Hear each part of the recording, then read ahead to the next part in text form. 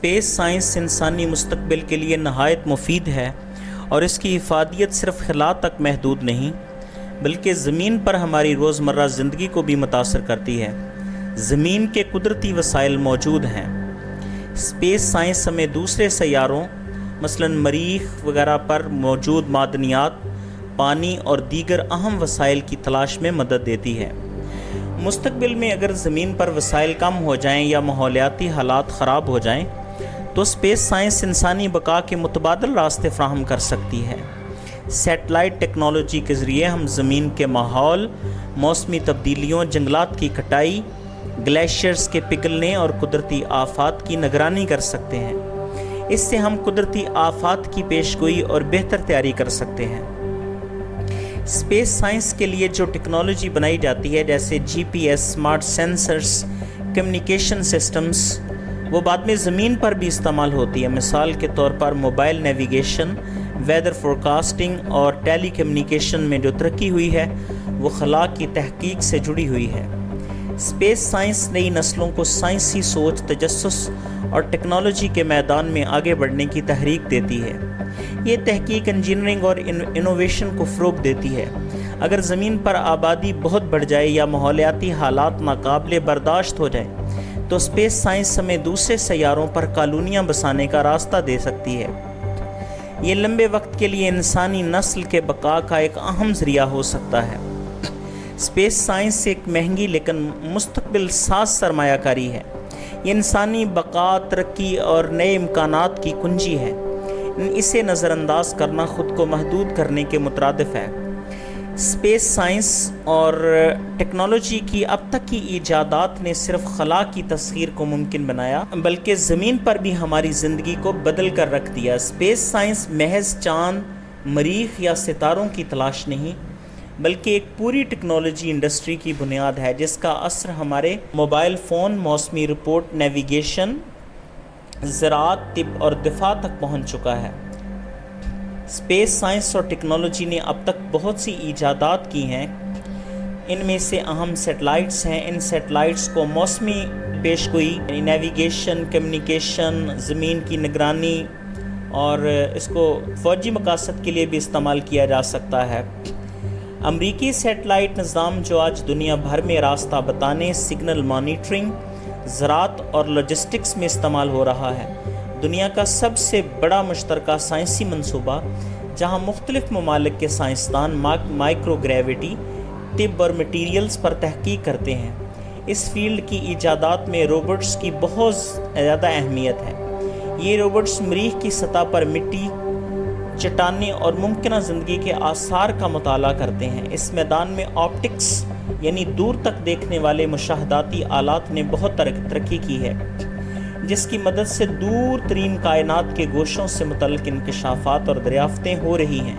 سب سے جدید دوربین جو وقت کے آغاز بگ بینگ کے قریب ترین روشنیوں کا مشاہدہ کر رہی ہے، وائرلیس ہیڈ فون،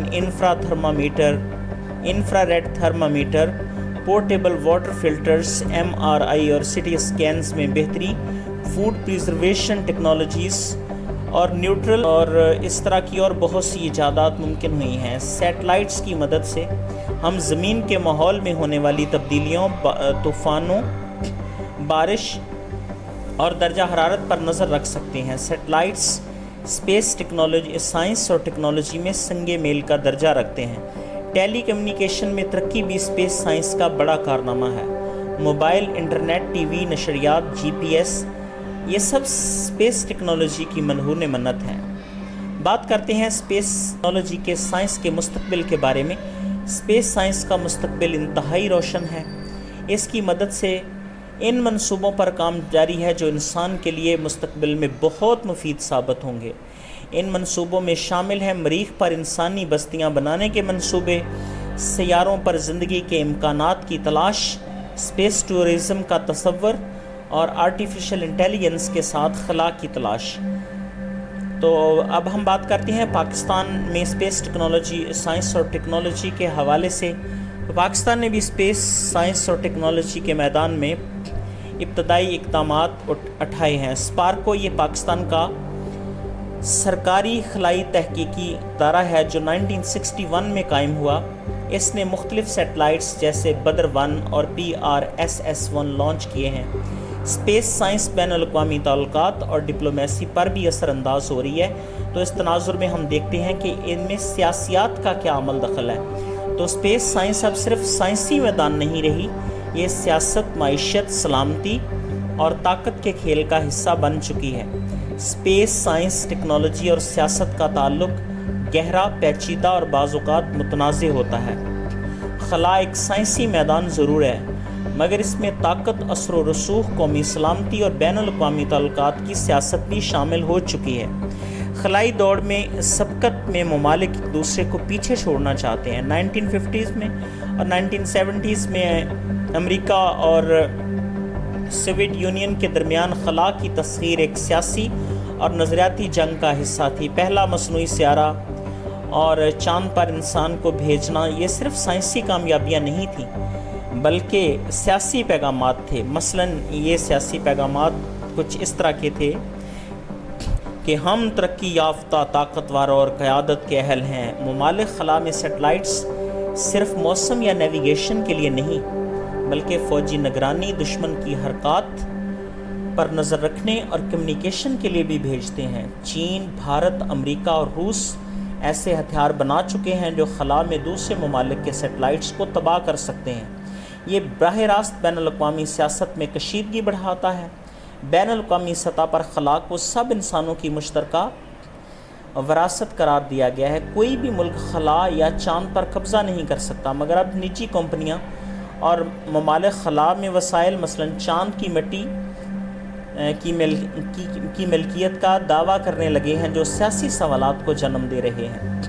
بھارت، چین، ایران، سعودی عرب، حتیٰ کہ افریقی ممالک اب اسپیس ایجنسیز قائم کر رہی ہیں تاکہ وہ عالمی طاقتوں کی صف میں جگہ بنا سکیں۔ خلا میں جگہ حاصل کرنا اب صرف سائنسی نہیں بلکہ عزت، شناخت اور اثر و رسوخ کی جنگ ہے۔ اس ساری ویڈیو کا خلاصہ یہ ہے کہ تمام ممالک کو سیاست اور طاقت کو بالائے طاق رکھتے ہوئے تمام ممالک کو انسانی فلاح و بہبود کے لیے اسپیس ٹیکنالوجی کا استعمال کرنا چاہیے۔ اس میں بین الاقوامی ترقی، استحکام اور امن کا راز پوشیدہ ہے۔